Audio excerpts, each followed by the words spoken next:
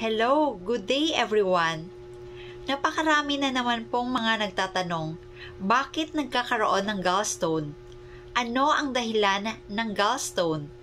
Dahil ang paniniwala ng karamihan na ang dahilan ng gallstone formation ay ang pagkain ng mga high in fats and oily foods.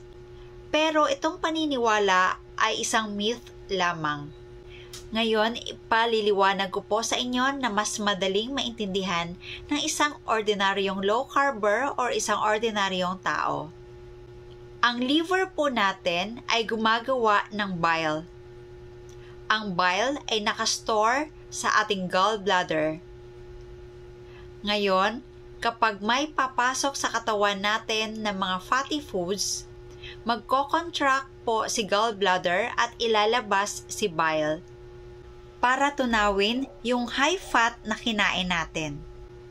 Pero, kapag ang isang tao ay naka non-fat or low-fat diet, hindi po magagamit si bile na nakastore sa ating gallbladder dahil yung bile ay wala namang tutunawin.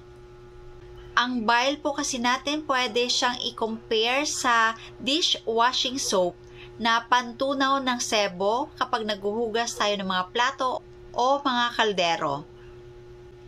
So, para hindi po tayo magkakaroon ng mga gallbladder stones or gallbladder stone, dapat po ay mag-consume tayo ng mga fatty foods para mag-contract po si gallbladder at mailabas si bile para po ito ay hindi ma-stuck ng matagal sa ating gallbladder.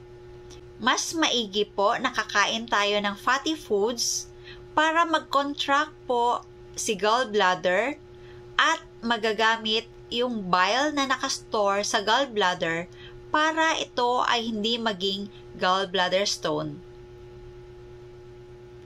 Sana po ito ay nakatulong sa inyo. Sana po kayo ay naliwanagan kung ano ang dahilan ng gallbladder stone. Please follow me for more low-carb recipes and health tips. Stay low-carb, happy, healthy, and fit everyone.